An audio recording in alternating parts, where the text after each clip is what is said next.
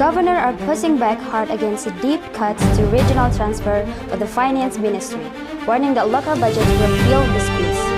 A mass food poisoning scare hit central Java with nearly 2,700 students fall ill for a free meal program, prompting urgent order for kitchen cleans-up.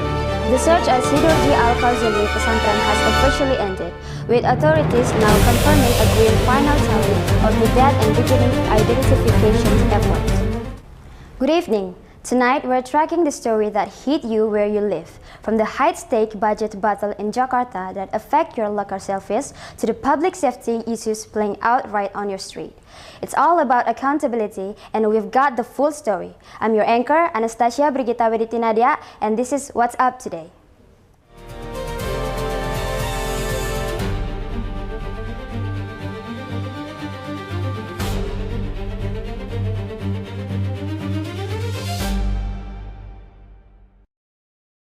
Big money, big fight. A group of governors, including North Sumatra owned Bobi Nasution, rolled into the finance ministry in Jakarta this week, all fired up about deep cuts to regional budget.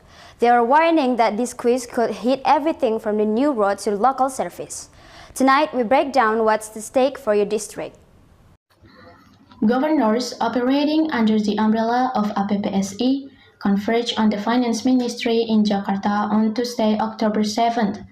Their mission to challenge the planned sharp reduction to the transfer ke daerah or TKD, which are critical regional transfer, and the associated revenue sharing line known as DBH. Among the high-profile attendees were North Sumatra's governor, Bobi Nasution, and several other provincial leaders, primarily from Sumatra and the eastern regions of this archipelago. They collectively argued that these steep streams would inevitably delay crucial infrastructure projects and put a tight squeeze on essential local services, especially in areas with limited independent revenue streams. The ministry, represented by Purbayayudi Sadewa, acknowledged that TKD and DBH were top agenda items for discussion, while noting that the initial 2026 draft cut had been somewhat eased from an estimated 650 trillion rupiah to approximately 693 trillion rupiah. Many regions still face significantly smaller budget envelopes compared to 2025 allocations. Governor Nasution later revealed that North Sumatra's transfer is projected to shrink by about 1.1 trillion rupiah in 2026. He emphasized that low revenue islands such as Nias require special consideration to prevent vital programs from stalling.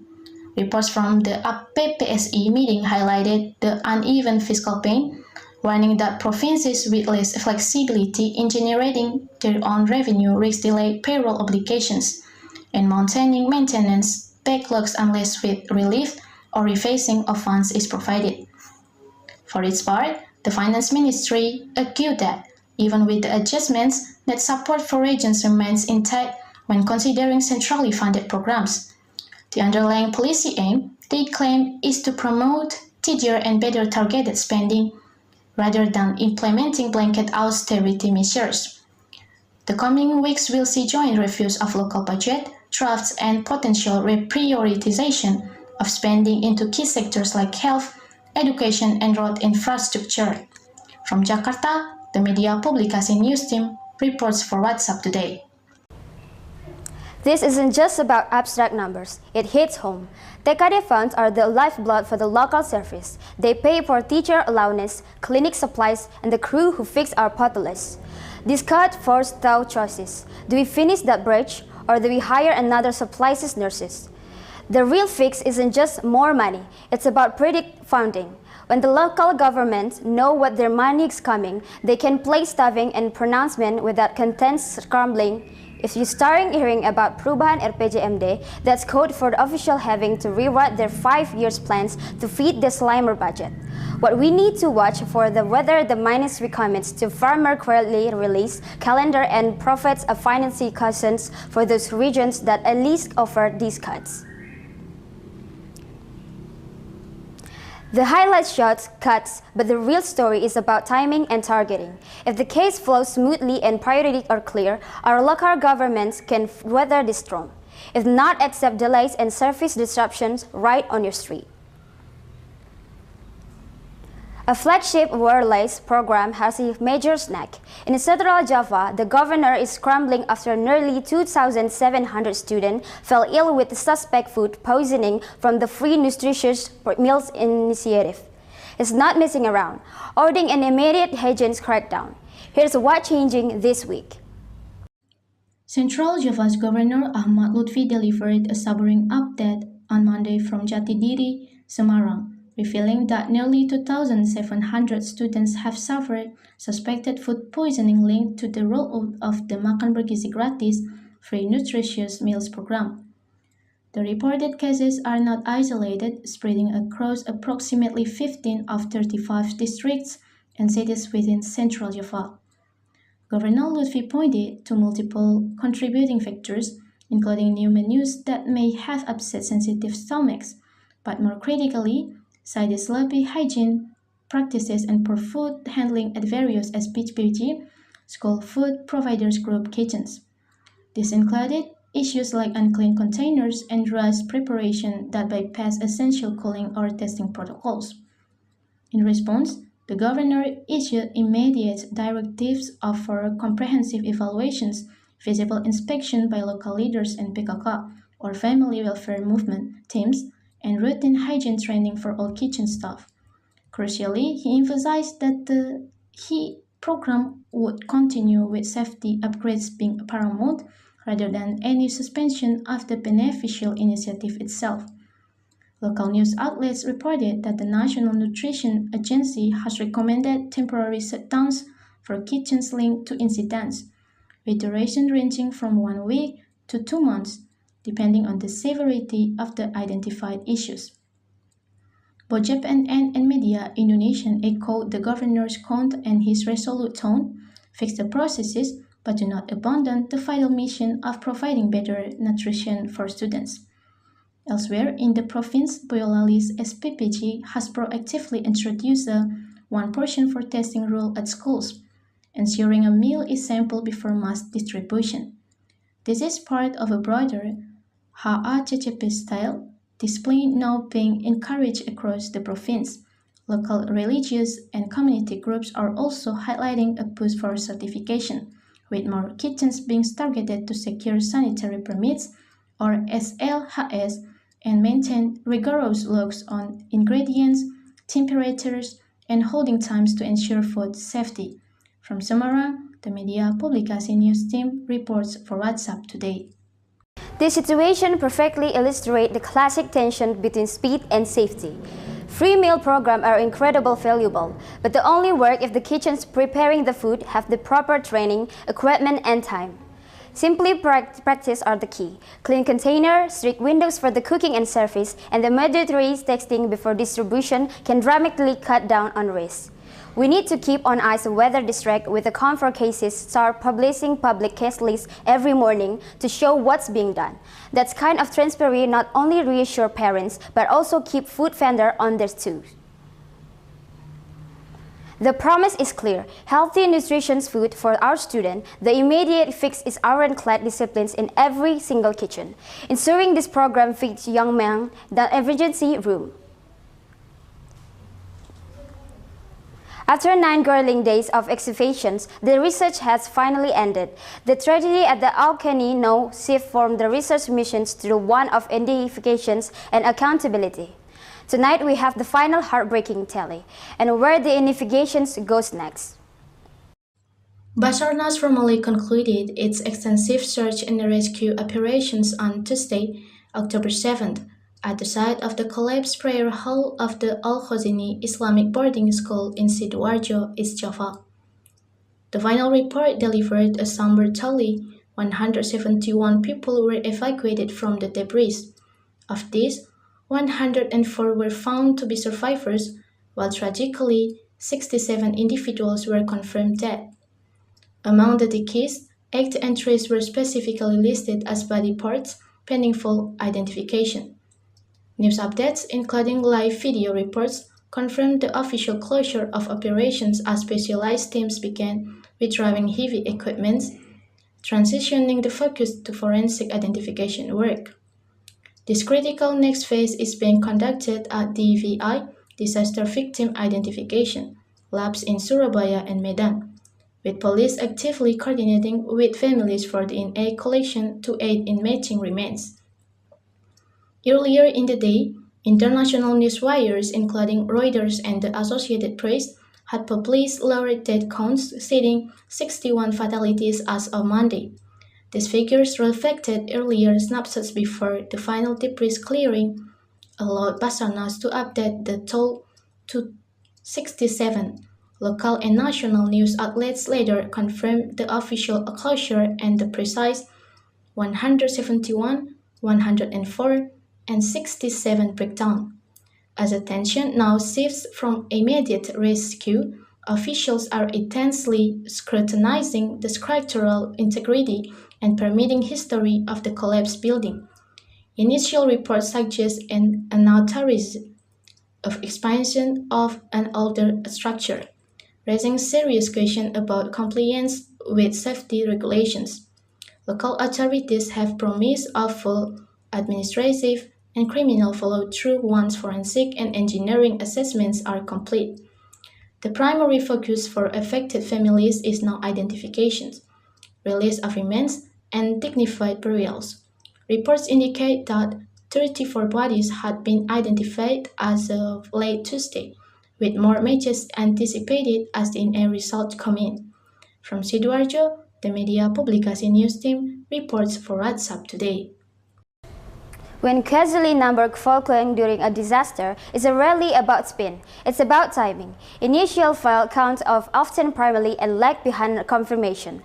The responsibility way understand this that earlier response indicates 61 dead, and that number was final at 67 once all debris has been cleared and operation officially conclude. Now the critical questions turn to accountability. Will the permanent audit expand beyond just this one campus? And will we see the new sticker inspections rule put place for the old school building before this year out? The digging has stopped, but the dirty hasn't. The focus now is on quantifying identifications, holding those responsible accountable, and implementing reformer that ensure our students are safe in their school. Alright, that's our first block. We will come back. We're digging into major national security bust and then taking a critical look at the stage of our local healthcare system. Don't go anywhere.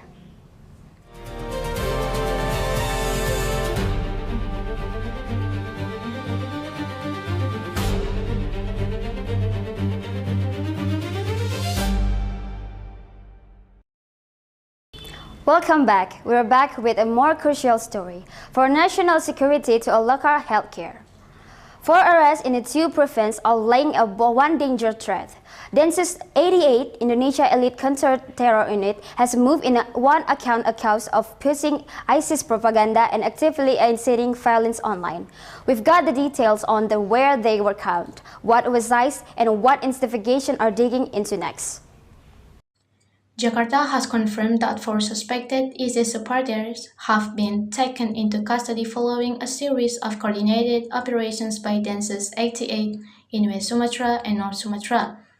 The arrest took place on 2 separate dates, Friday, October 3rd and Monday, October 6th. Police have identified the suspects by their initials RW, KM, AY, and RR.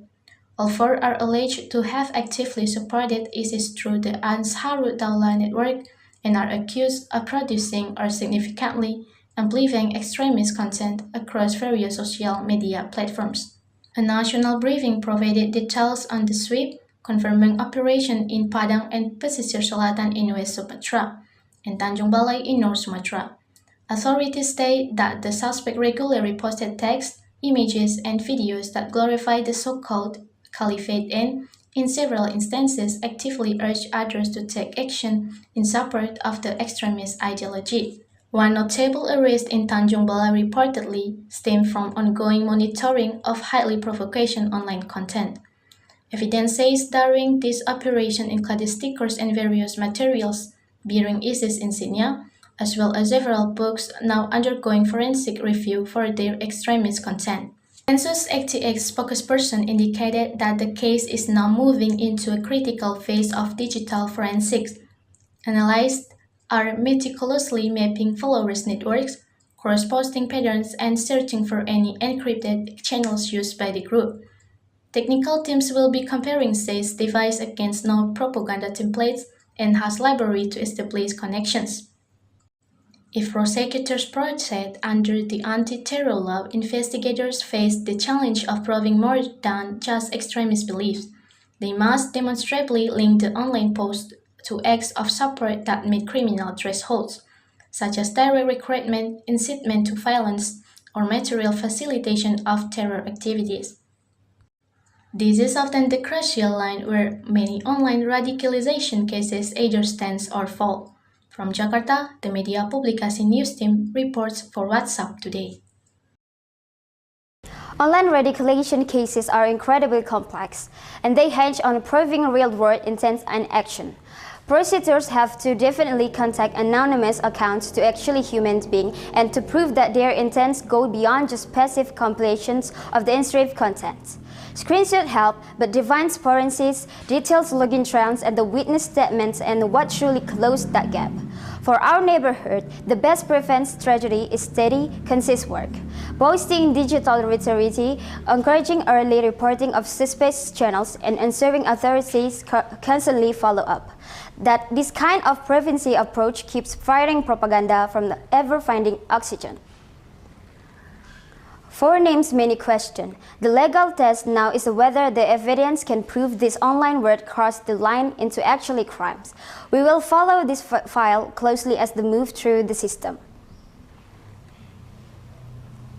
A city hospital is only as good as a doctor it can staff. And right here, Medan Prigandi Hospital is facing a critical shortage of the key specialists, where the even wider. The budget seems to be pouring money into building and equipment while recruitment for these vital medical skills get left in the dust. Lawmakers are demanding answers. A critical staffing crisis at Medan's Pirungadi Hospital has come under intense scrutiny this week, with multiple reports highlighting a severe shortage of specialists and subspecialist doctors. The glaring problem is exacerbated by the hospital proposed budget for 2025 and its revised 2025 plan, which, according to legislative reviews, heavily prioritizes physical infrastructure, new equipment, and general utilities over direct recruitment for medical talent. This imbalance has become the central point of criticism from city council members and healthcare advocacy groups. The practical impact of this budget allocation is painfully clear in the service gaps it creates. Council members have cited numerous missing or understaffed specialties. This includes crucial roles in endocrinology for complex diabetes management, gastroenterology for digestive disorders, essential kidney and hypertension consultants, and interventional cardiology for specialized procedures. Without these critical skills on staff, patients face longer waiting lists and are often referred to other, already overwhelmed facilities. Lawmakers are arguing that Pirungati Hospital, given its status as a BLUD or Regional Public Service Agency, should leverage its operational flexibility to actively compete for top medical talent by offering competitive packages and establishing clear internal standards for hiring based on urgent needs and qualifications. Mid-year coordination notes from hospital and city officials had already acknowledged these outages, specifically citing gaps in pediatric cardiology, pediatric neurology, and hematology units. Furthermore, a city portal briefing from June also recorded that 21 specialist civil service slots remained unfilled in previous recruitment drives, underscoring a fundamental misalignment between demand for specialized medical care and the incentives offered to attract it. In a sense, the talent pipeline for crucial medical skills is not just thin, it's leaky.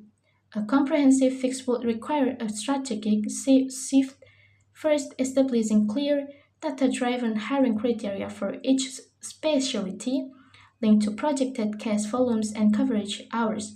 Second, creating competitive compensation packages and clear career tracks for contract specialists while long-term civil service recruitment catches up. From Medan, the Media Publikasi News Team reports for WhatsApp today. Let's be bold. Building don't treat patient, doctors do. A credible healthcare plan has to blend the three things: functional space, working tools, and the skilled people to use them. For Prigandi, the quick fix is to get aggressive with the contract hiring, offering transfer terms to attract specialists who can fill those immediate gaps. The longer-term game is reforming the civil service requirement process. What will really help patients and comes population is for the hospital to publish a public dashboard of its vacations, show its hiring timelines, and clearly list which services are currently limited due to the staffing. This budget debate isn't just about numbers, it's about the bedside. We'll be watching to see if the next budget revision saves money from the bread to brain if those special vacation board finally start to sing. Two stories that really hit home. We need to take a quick break, but we returned. We are covering a tragedy story from the road and a neighborhood nipple that will now lend to the city conclave radar. Stick around.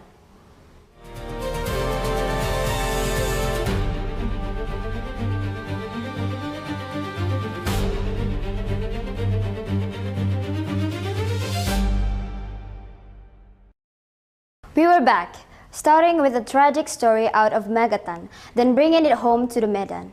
A dark street of road, a spilling second decisions, and the devastating outcome. In Magatan, teenagers have died in a head-on collisions involving a car that was reportedly carrying singer Kantika Davinka. Police now piecing together the timeline, and we have the latest on what investigators are checking next. Magadan police have confirmed a fatal head-on collision that occurred on Friday evening, October 3rd, on the Kawidanan Lambayan Road near Desa Tulung.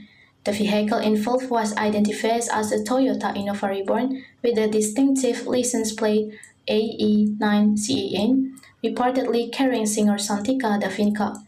Initial police statements indicate that the car attempted an overtake, veering into the oncoming lane just as motorcycle approached. Witnesses described minimal lighting on that particular stretch of the road, recording a sudden and violent impact that left the motorcycle utterly destroyed and the car's front end severely damaged. Tragically, the two teenagers on the motorcycle, identified by their initial BPW age 13 and F, both from Giro Porno in Kawidana, died at the scene due to severe trauma. Passengers in the car, including Chantika Davinka, reportedly did not suffer serious injuries according to preliminary statements. Images circulating after the crash showed extensive damage to the car's front, on a debris field consistent with a high-energy frontal collision. Police are urging the public exercise restraint online and refrain from sharing graphic images of the victims. Investigators are now working methodically to reconstruct the exact sequence of events. This will involve precise measurements of skid marks, checks on the functional of lamps on both vehicles, and a review of any available CCTV footage from nearby shops or homes. Critical factors such as nighttime visibility, the precise lane position of both vehicles, and speed estimates will be crucial in determining liability. Officers have noted initial reports suggesting the motorcycle may have lacked a functioning headlight.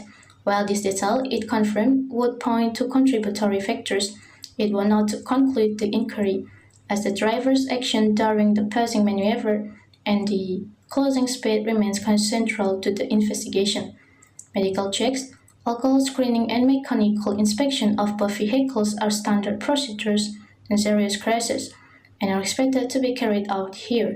From Magetan Regency, the Media Publikasi News Team reports for WhatsApp today.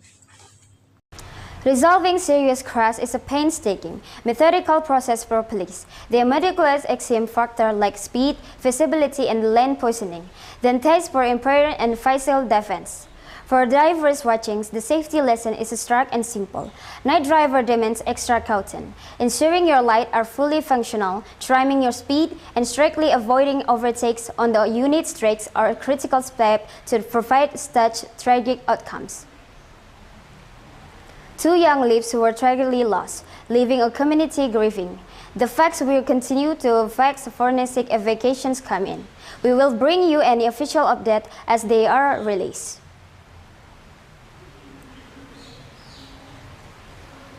A neighborhood announced has now found a potential path to the residents near a popular live music cafe in Medan.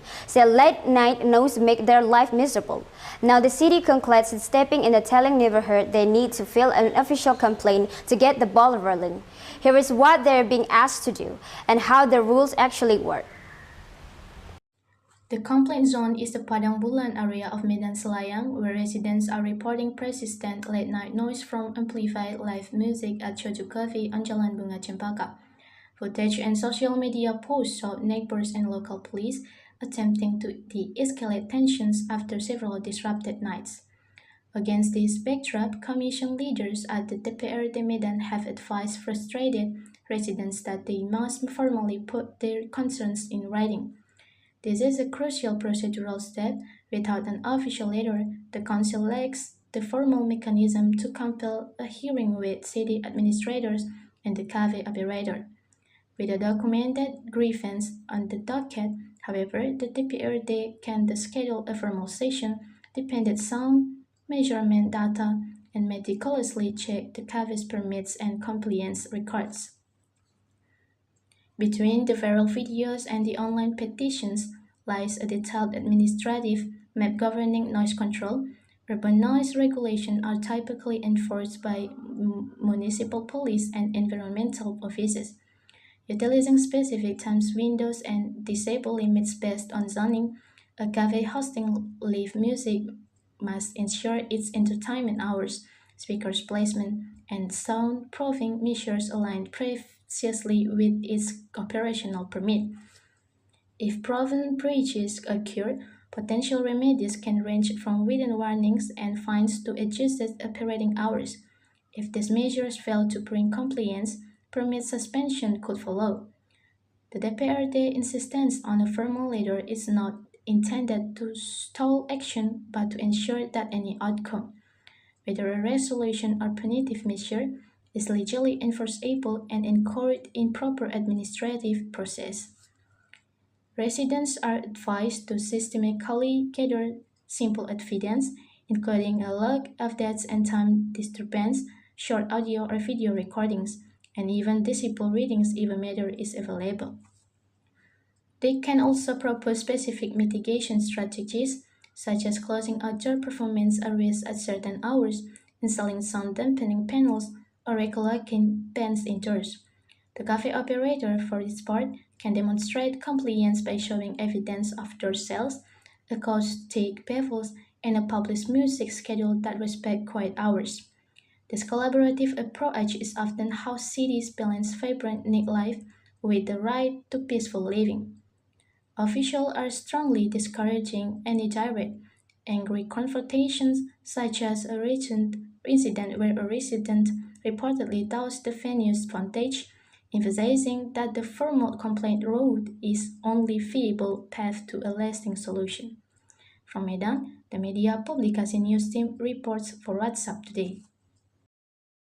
In this situation, the process really is the solution. A formal complaint doesn't just air grievance. It creates a case number, that case number, then the tragedy a hearing. That hearing critical, stable comment that can actually be monitored and averted.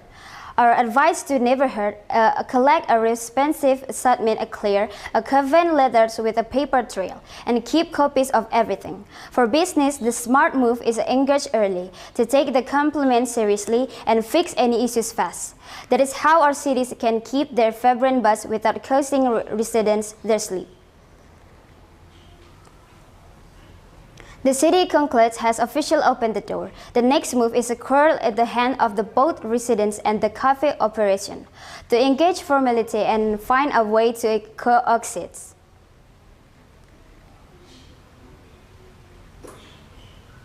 And that's our show for tonight. We covered a lot of ground for the coordinator of power in the Jakarta to the street right here in our community. The news never stop, and neither do we. For all the latest updates as they happen, make sure you subscribe with the notification turned on.